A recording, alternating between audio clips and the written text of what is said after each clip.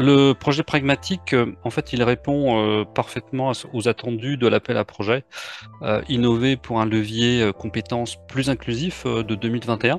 Nos motivations essentielles, c'est rendre le plus accessible possible les ressources et les méthodes pédagogiques pour que n'importe quelle personne en situation de handicap puisse effectivement développer ses compétences et se former. Donc l'ambition globale a été d'agir dans le champ de la formation inclusive, avec cette intuition que le numérique avait des possibilités qui nous permettaient de créer des fiches savoir-faire, fiches exemples, donc une quinzaine de fiches exemples qui seraient un modèle qu'on mettra à disposition des acteurs de la formation en général et d'impulser une logique d'ingénierie pédagogique accessible. Parce qu'on se rend compte que des fois, dans certains supports pédagogiques, il y a trop d'informations. Parce qu'on s'est rendu compte que les ressources étaient pas inadaptées, mais n'étaient pas universelles comme on pourrait le penser, par rapport à la capacité des apprenants. Des choses écrites qui disent à tout le monde comment il faut faire, il y en a plein. Sauf que quand les formateurs doivent faire, ils n'arrivent pas à percevoir, ils n'ont pas forcément d'exemples concrets.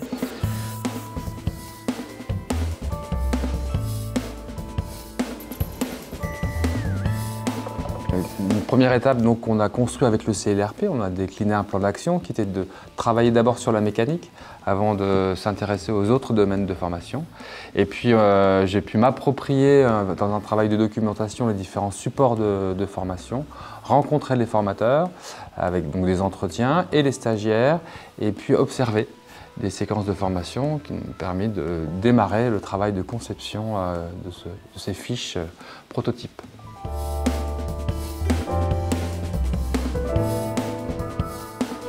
Donc la deuxième étape qui suit l'immersion, c'est ce qu'on appelle chez nous le co-design, qui consiste donc à concevoir un outil, un prototype avec les acteurs de terrain. Donc ce co-design nous a permis d'abord de travailler tout le découpage des contenus pédagogiques, qui est une phase importante pour les rendre accessibles. Et puis ensuite de choisir l'outil de création de contenu pédagogique, en l'occurrence Storyline, qui permet d'assembler des vidéos, des textes, différents types d'activités pédagogiques dans une fiche. Et puis enfin, on est rentré dans une phase d'alternance entre de la conception et des tests qui nous ont permis petit à petit d'améliorer la version jusqu'à atteindre celle qui répondait aux objectifs qu'on s'était fixés.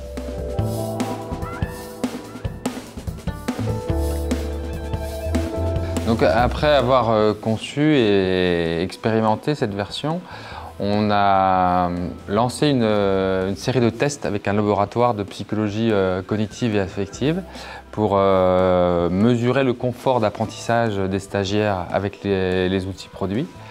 Et en parallèle, on a travaillé avec un expert de l'accessibilité numérique, Tana Guru, pour améliorer notre score selon le référentiel général d'accessibilité.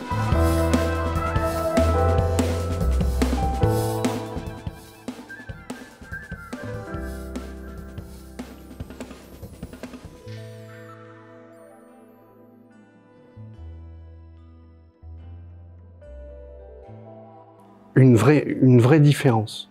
J'ai créé notamment, toujours dans cet esprit-là, un cours sur donc des tableaux d'unités de mesure que j'ai représenté.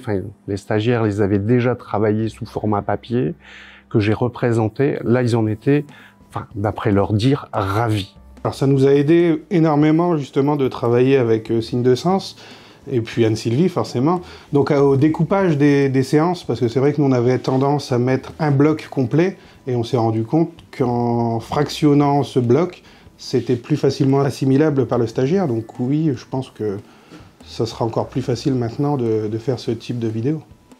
Dans la gestion de mes animations et dans la distribution de mes ressources, effectivement, j'ai une réflexion qui est différente puisque je fais beaucoup plus attention à ce que je peux apporter à mes stagiaires et je ne fais plus confiance systématiquement à la ressource et j'essaye de retravailler dessus pour la rendre beaucoup plus facile.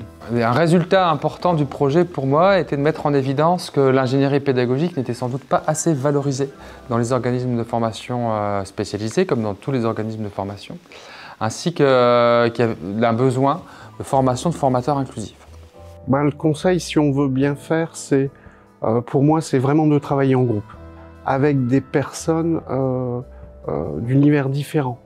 Par exemple, moi, je travaille avec des mécaniciens, j'y connais rien en mécanique, ce qui fait que pour simplifier les choses, c'est beaucoup plus simple parce que les termes, je les connais pas forcément.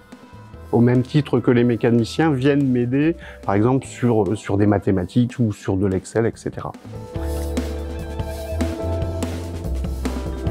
L'une des vertus de ce projet, c'était d'emmener les équipes de formateurs dans cette démarche d'ingénierie pédagogique accessible. On pourrait effectivement regarder dans quelle mesure on puisse utiliser la méthode et la dupliquer sur d'autres dispositifs de formation et donc aller au-delà finalement de la mécanique automobile et pourquoi pas d'autres métiers du bâtiment, de l'industrie et également du tertiaire. C'est que demain, l'ensemble des secteurs d'activité puissent être ouverts parce qu'ils auront, par le biais de la formation, permis à des compétences de s'affirmer et donc à des personnes en situation de handicap, quel que soit leur handicap, de bénéficier d'une qualification et demain d'un emploi de qualité.